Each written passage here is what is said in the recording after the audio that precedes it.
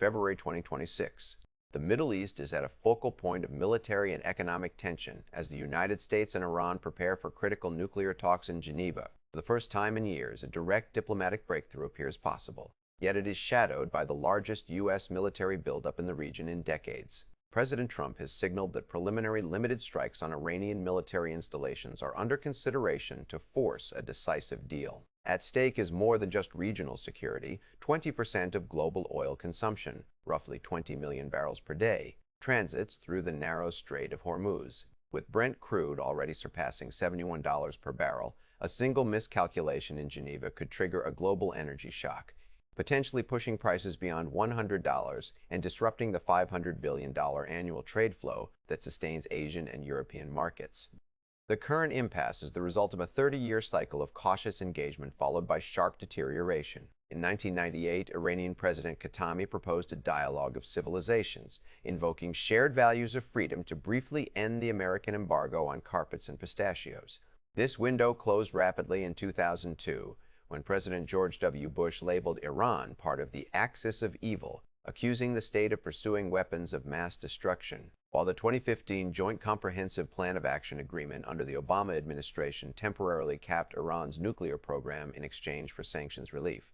The 2018 U.S. withdrawal under the first Trump administration transitioned the relationship into a maximum pressures campaign. The 2020 assassination of General Qasem Soleimani and subsequent Iranian missile strikes on U.S. bases in Iraq marked the transition from diplomatic friction to direct kinetic confrontation.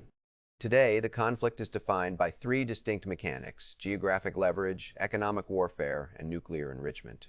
Iran uses its northern border on the Strait of Hormuz as a strategic kill switch for global energy, employing naval mines and fast attack boats to offset U.S. conventional naval superiority. Concurrently, the U.S. maintains a massive sanctions architecture targeting over 1,500 entities, effectively isolating Iran's financial and shipping sectors from the Western banking system. This economic isolation has pushed Iran to increase its uranium enrichment levels and tighten its military cooperation with regional proxies in Iraq, Lebanon, and Yemen. In 2026, internal pressure in Iran is also rising, as student protests and high inflation create a domestic urgency for sanctions relief, mirroring the U.S. urgency for a nuclear freeze. The United States' position is built on coercive diplomacy. The objective is to use maximum economic and military leverage to force a grand bargain that ends Iran's nuclear ambitions and regional proxy support permanently. From this perspective, any concession without total compliance invites future aggression.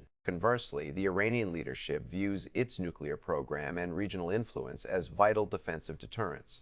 Their objective is sovereign security and the permanent removal of sanctions to stabilize their economy. To Tehran, surrendering these assets without guaranteed, irreversible U.S. commitments is a path toward regime collapse. This clash of necessities, total containment versus sovereign survival, creates a stalemate where both sides view compromise as an existential risk. First, the Geneva talks facilitated by Oman will determine if a limited freeze-for-freeze agreement can be reached to de-escalate military threats. Second, if talks fail, markets anticipate preliminary limited strikes by the U.S., which could trigger an immediate Iranian blockade of the Strait of Hormuz, impacting 18 million barrels of daily oil flow. Finally, a significant pivot toward Asia is underway. As India and China face the highest exposure to supply disruptions, they are accelerating efforts to bypass U.S. financial systems and Hormuz shipping lanes. Whether through a new treaty or a regional kinetic shift, the Iran problem is moving toward a decisive conclusion.